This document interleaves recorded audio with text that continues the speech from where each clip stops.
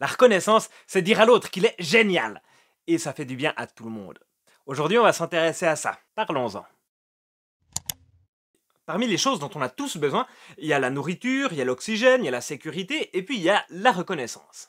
Alors faut pas se mentir, on a tous besoin de reconnaissance. Surtout ces temps-ci, parce qu'on a tous passé ces derniers mois en voyant à peu près personne, et donc il y a à peu près personne qui nous a donné de la reconnaissance. La reconnaissance, c'est d'être reconnu pour qui on est, et on a besoin de recevoir pour construire ou consolider notre identité. Pour être en confiance avec qui on est.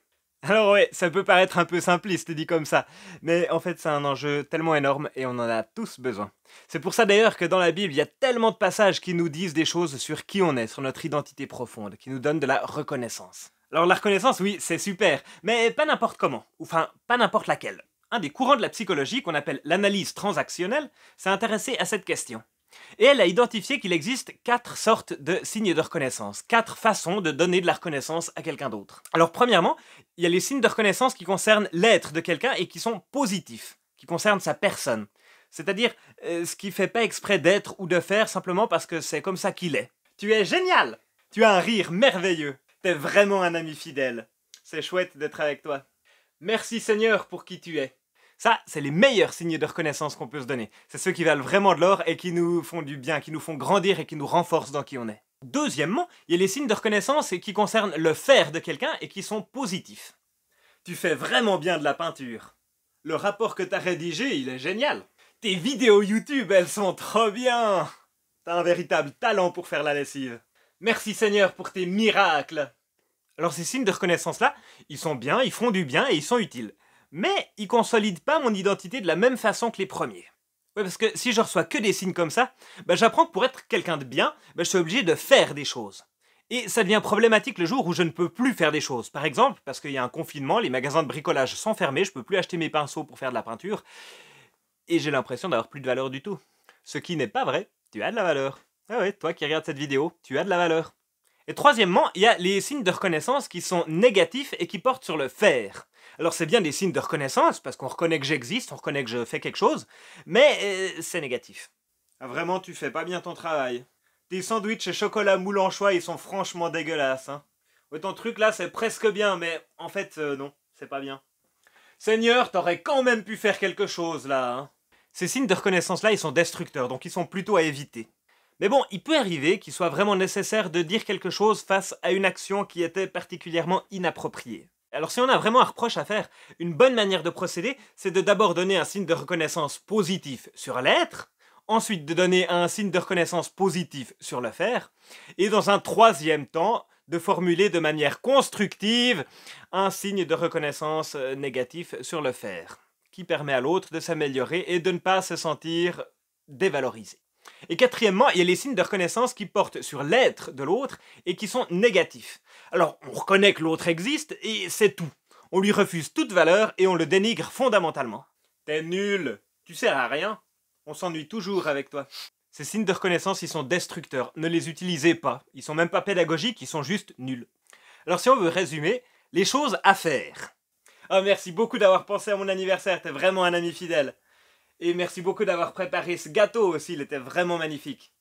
Mais tu sais, moi j'aime pas trop les ananas, alors j'ai trouvé un peu dommage que ça soit un gâteau aux ananas que t'aies préparé pour mon anniversaire. Oups, désolé. Et à l'inverse, à ne pas faire... Pouah, un gâteau aux ananas, c'est vraiment dégueulasse, t'as rien compris, t'es nul, tu sers à rien. Alors la reconnaissance, les autres peuvent nous en donner. C'est bien et c'est utile. Surtout quand t'as vu presque personne depuis bientôt une année, ça te fait du bien d'en recevoir. Et du coup, ça te fait du bien d'en donner pour que tu puisses aussi en recevoir. Enfin, c'est un petit peu l'échange, comme le commerce, tout ça. Mais il y a aussi une autre source de reconnaissance. Quand tu crois en Dieu, tu peux aussi recevoir la reconnaissance de Dieu. Pourquoi? Il m'a pourtant pas offert des chocolats la semaine passée. Non, en fait, il a fait quelque chose de plus profond et de plus précieux. Il m'offre le pardon pour mes erreurs. Il m'offre aussi la réconciliation. Il m'a aimé le premier alors que j'avais encore rien fait pour me faire bien voir.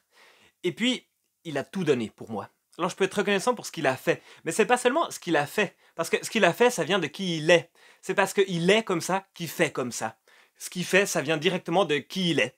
C'est pour ça que je peux lui être reconnaissant pour qui il est. D'ailleurs, la Bible, elle nous encourage massivement à être reconnaissant envers Dieu. Et à lui être reconnaissant non seulement pour ce qu'il a déjà fait, mais aussi pour ce qu'il va encore faire dans le futur. Parce qu'il est génial. Parce qu'il est génial. La Bible, elle nous encourage aussi à cultiver une attitude de reconnaissance. Cette attitude, elle va s'ancrer dans qui on est. Donc forcément, ça va rejaillir sur ce qu'on fait. Donc ça va rejaillir aussi sur les autres. Notez bien, la reconnaissance, c'est un peu comme des graines de bonheur qu'on peut aller planter dans les cœurs des autres et dans le nôtre. Et puis, c'est aussi un petit peu comme un boomerang. On le lance et il part, il fait un tour et il pourrait bien nous revenir. Pas du côté qu'on pensait, pas par les personnes qu'on pensait, mais il y a quelque chose qui nous revient quand même. Plus on donne de la reconnaissance, plus ça risque de nous revenir, par un autre endroit, par une autre personne. Alors j'aimerais vous laisser avec ces deux encouragements. Donnez de la reconnaissance autour de vous, la reconnaissance positive, donnez-en beaucoup, puis je vous encourage à cultiver une attitude de reconnaissance. Et si vous croyez en Dieu, je vous encourage aussi à lui donner de la reconnaissance pour qui il est et pour ce qu'il fait. Et il se pourrait bien que ça participe à refaçonner votre cœur et à vous aider à vivre dans une attitude de reconnaissance. Et vous en pensez quoi de la reconnaissance? Hey, t'avais déjà vu qu'il y a un gag à la fin de chaque vidéo du lundi? Si ça t'a plu, lâche un pouce bleu, mets un commentaire, abonne-toi, active la cloche pour rien manquer, et puis partage cette vidéo sans modération. Et moi je vous dis à la semaine prochaine. Et merci pour la vidéo que t'as faite, et merci pour qui tu es. Ah merci, ça fait du bien de s'entendre dire ça. Merci pour tes compliments, et toi aussi merci pour qui tu es. Ouais, c'est un peu facile de se faire des compliments à soi-même. C'est juste, c'est pour ça qu'on a besoin de Dieu et qu'on a besoin des autres.